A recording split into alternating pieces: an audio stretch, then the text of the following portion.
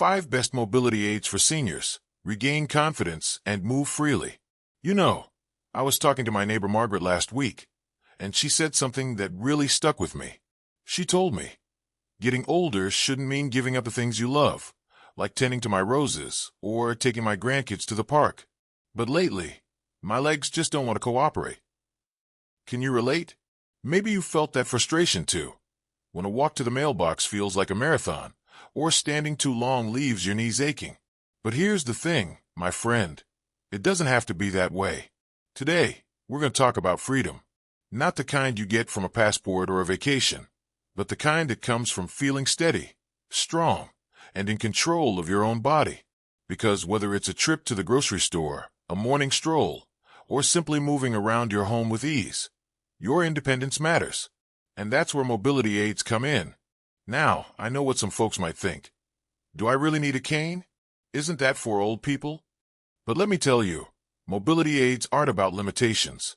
They're about possibilities. They're tools to help you reclaim your confidence, reduce your risk of falls, and keep doing the things that bring you joy. So, in this video, we'll explore 5 of the best options out there. Some might surprise you. They're not all what you'd expect. And by the end, my hope is that you'll feel inspired, maybe even excited, to try something new. Let's start with the first one. 1. The humble cane. Your everyday companion. Now, I'll bet you've seen a cane before. Maybe you've even got one tucked in the closet. But let me ask you, are you using it right? Because a cane isn't just a stick to lean on. When chosen and used properly, it can be a game changer. Take my friend Carl, for example. He resisted using a cane for years, insisting he was fine. Then one icy morning, he slipped on his driveway. Luckily, he wasn't seriously hurt, but it scared him. His physical therapist recommended a quad cane. You know, the kind with 4 little feet at the bottom? Turns out, that extra stability was exactly what he needed. Now, he jokes that his cane is like a third leg. Sturdy, reliable, and never complains. The key here is fit. A cane that's too tall or too short can throw off your balance. Here's a quick tip. Stand straight. Let your arm hang loose, and the top of the cane should reach the crease in your wrist. And if you're using it for balance, not full weight bearing, hold it in the hand opposite your weaker side. That way, it acts like a natural counterbalance. Oh, and don't be afraid to personalize it. Margaret bedazzled hers with adhesive rhinestones. If I'm going to use it, I might as well make it sparkle. 2. Rollators. More than just a walker. Now, if you need a bit more support than a cane can offer, let's talk about rollators. These are the walkers with wheels, a seat, and usually a storage basket. And let me tell you, they're not your grandma's clunky old walker.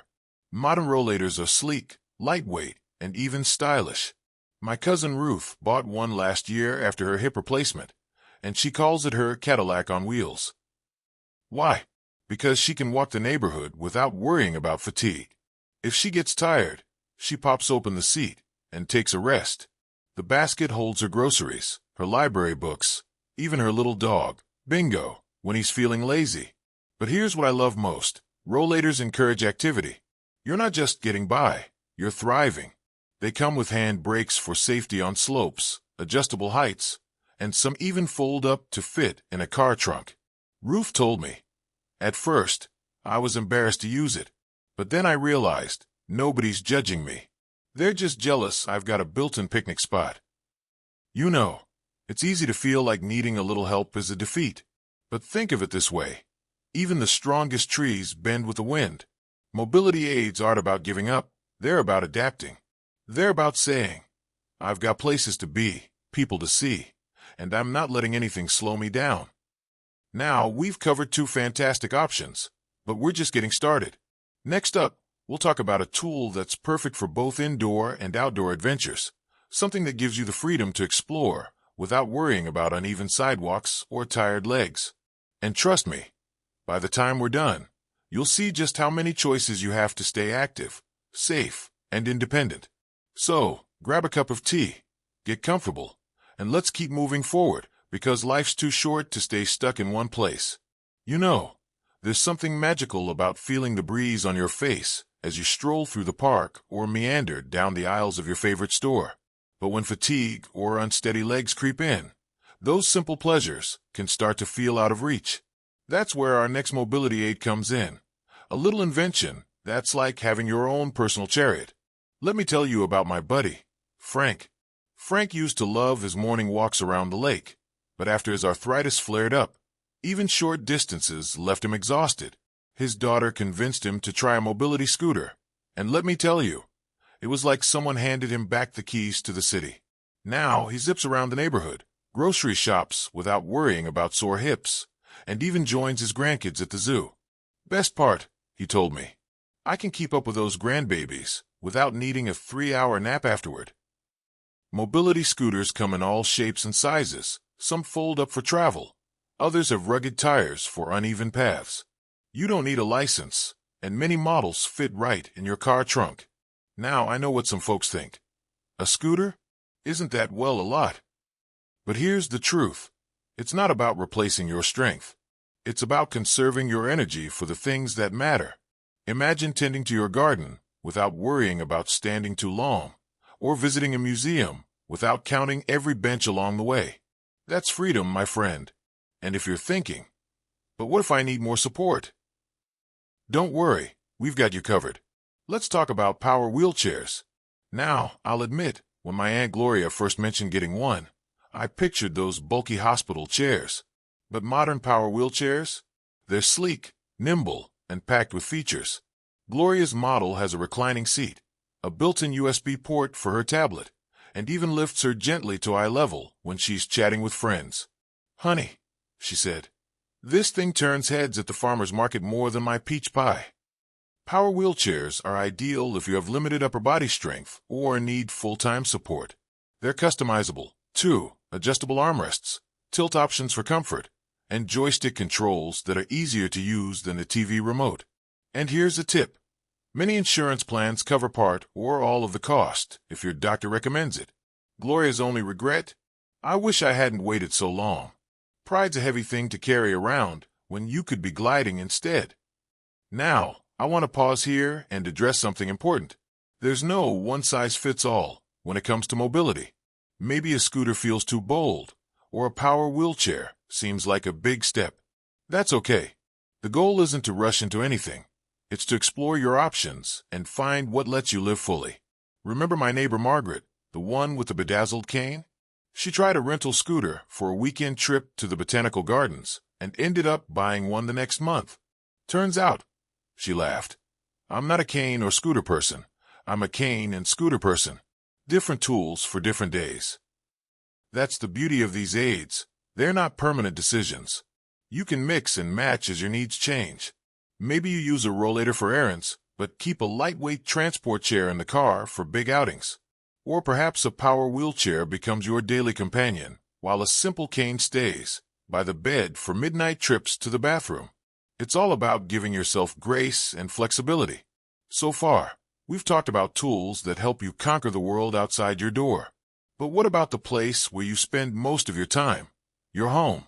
Those creaky stairs, the step into the shower, the hallway that feels longer every year. These everyday spaces shouldn't be obstacle courses.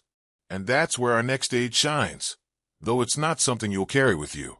It's something that transforms your house into a sanctuary of safety and ease. But before we get to that, let's take a breath. I don't want to overwhelm you. This isn't a race. It's a conversation, just like we're sitting at your kitchen table, sipping coffee and swapping stories. So tell me, which of these ideas resonates with you? Maybe you're nodding along, thinking, yes, that scooter sounds like my ticket back to the library. Or perhaps you're curious, but still hesitant. Wherever you are, that's okay.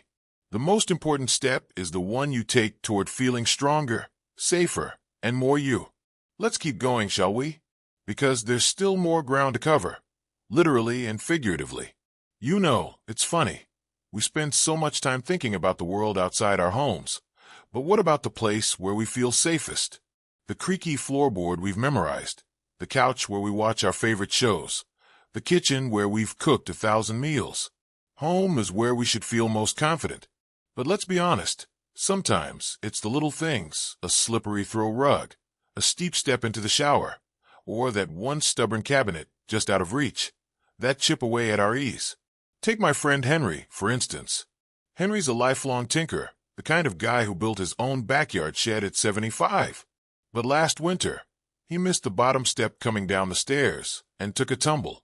Nothing broken, thank goodness, but it shook him.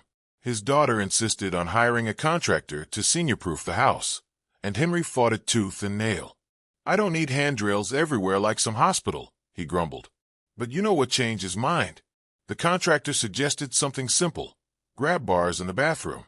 Not the clunky metal ones Henry remembered from his uncle's house, but sleek, bronze bars that matched his faucet. Turns out, Henry told me, they're not just for emergencies. I use them every day to steady myself getting in and out of the tub. Now I feel like I'm at a fancy spa instead of a rehab center. And that's the thing about home modifications. They're not about shouting, "Look, I'm old." They're about whispering, "Ah, that's better." Think of it like this. If your glasses help you read, why wouldn't a handrail help you navigate your own home? Let's break it down. Start with the bathroom, where most slips happen. A grab bar near the toilet or shower costs less than a fancy dinner out and takes a handyman an hour to install. Pair it with a shower bench and a handheld showerhead, and suddenly, bathing feels relaxing again, not risky. My neighbor Ethel, who's had 2 knee replacements, swears by hers. "I light a candle, play my Frank Sinatra records, and take my time," she says. "It's my little victory lap every morning." Then there's the staircase. Maybe you've started taking them one step at a time, gripping the rail like a lifeline. But what if you didn't have to? Stairlifts get a bad rap. People picture clunky chairs bolted to the wall. But today's models are slim, quiet, and even fold up when not in use. My cousin Marge installed one last year, and her grandkids begged to ride it. They call it Nana's magic chair. She laughs. Meanwhile, I'm just thrilled I can haul laundry upstairs without huffing like a steam engine. And let's not forget the floors. That plush rug your granddaughter gave you? Gorgeous, but a tripping hazard. Swap it for a non-slip mat, or secure it with double-sided tape. Even something as simple as motion sensor night lights along the hallway can be a game-changer. No more fumbling for switches at 2 a.m. Now I know what you're thinking. This all sounds great, but what about the cost? Here's the good news. Many of these changes are affordable, and some might even be covered by Medicare or insurance. Organizations like Habitat for Humanity have programs to help seniors age in place safely. And if you're handy like Henry, plenty of fixes are DIY-friendly. Heck, he told me, I installed my own threshold ramps with a YouTube tutorial. Felt like a kid showing off his science project. But here's the real secret. Adapting your home isn't about admitting defeat. It's about designing a life where you can thrive. You wouldn't tell someone with glasses to squint through a blurry world, right? So why struggle through a home that doesn't quite fit anymore? And while we're on the subject of thriving, let's talk about something you might not consider a mobility aid at all: community. Yep, you heard me. Because sometimes the best tool isn't a gadget, it's a person. My friend Lois joined a senior walking group that meets at the mall every Tuesday. They use canes, rollators, even scooters, and they cheer each other on like Olympians. We're not just exercising, Lois says. We're swapping recipes, complaining about our cable bills, and reminding each other we're still in the game. That's the heart of it, isn't it? Mobility isn't just about moving your body. It's about staying connected to the people and places that make life sweet. Whether it's a grab bar that lets you shower safely, or a friend who texts to say, "Walking group at 10. Don't be late." These are the things that keep us going. Now, I've thrown a lot at you today. Home tweaks, community magic, maybe even a grandkid-approved stairlift. But before we wrap up this chapter, I want you to do something. Look around your home. Not with criticism, but with curiosity. Where could a small change make a big difference? Maybe it's tossing that wobbly stool you've had since the 80s, or finally hanging that grab bar you've been eyeing. And if you're feeling overwhelmed, that's okay. Start with one thing. Just one. Because every step forward, no matter how small, is a step toward confidence, freedom, and the life you deserve. In our final chat, we'll tie it all together. How these tools and tweaks aren't just about getting by, but about living fully. We'll talk about overcoming the fear of what if, celebrating progress, and maybe even sharing a few success stories from folks just like you. So put the kettle on, grab your coziest chair, and I'll meet you right here for the last leg of our journey. Together, we're just getting started. You know, when I started this conversation, I promised we'd talk about freedom, the kind that lets you live life on your terms. And as we've journeyed through these ideas together, I hope you've felt that spark of possibility growing a little brighter. Maybe you've even scribbled down a note or two, or thought, I could try that. But before we say goodbye, let's tie it all together, because this isn't just about tools or gadgets. It's about you. Think back to Margaret, my neighbor with the bedazzled cane. Last month, she hosted her annual garden party for the first time in years. She used her rollator to navigate the uneven backyard, parked her scooter by the rose bushes for guests to admire, and even installed a grab bar by the patio steps just in case. Funny thing, she told me, nobody noticed the mobility aids. They just noticed me, laughing, telling stories, feeling like myself again. That's the magic, isn't it? When the right tools fade into the background, and what shines through is your confidence, your joy, your life. Whether it's the cane that keeps you steady on a morning walk, the stair lift that lets you reclaim your upstairs bedroom, or the scooter that carries you to your grandson's soccer game. These aren't concessions. They're declarations. They're you saying, I'm here, I'm moving, and I'm not done yet. Now, I know some of this might still feel daunting. Change always does. Maybe you're thinking, what if people stare? Or, what if I pick the wrong thing? Let me share a secret. Every person we've talked about, Carl, Ruth, Frank, Gloria, Henry, they all hesitated at first. But once they took that first step, they found something surprising. The world adjusts. Strangers don't judge. They smile and hold doors. Grandkids don't see equipment. They see a cool scooter ride with grandma. And you'll wonder why you waited so long. So here's my challenge to you. Start where you are. Maybe it's borrowing a rollator from a friend for a trial run, or calling a handyman about that shower bench. Maybe it's joining a community group like Lois's Walking Club, where support comes with laughter and fresh-baked cookies. Progress doesn't have to be perfect. It just has to be yours. And remember, you're not alone. Thousands of folks, just like you, are navigating this journey, swapping tips, and cheering each other on. In fact, I'd love to hear your story in the comments. What's one small change you're excited to try? Or maybe you've already found a mobility aid that changed your life. Share it. Your words might be the nudge someone else needs to take their first step. Before we go, if this conversation resonated with you, do me a favor. Hit that like button and subscribe to the channel. It's the best way to stay connected as we explore more ways to thrive in these golden years. Got a friend or family member who'd benefit from this? Pass it along. You never know whose life you might brighten. As we wrap up, I'll leave you with this. Aging isn't about slowing down. It's about pacing yourself, savoring the moments, embracing the help that lets you keep going, and writing your story on your own terms. So here's to you, my friend. Here's to morning coffees on the porch, spontaneous adventures, and the quiet pride of knowing you're still steering the ship. Thank you for letting me be part of your journey. Now go out there and live like every day is a fresh page. And don't forget, sparkly cane's optional, but highly recommended. Cheers to your freedom.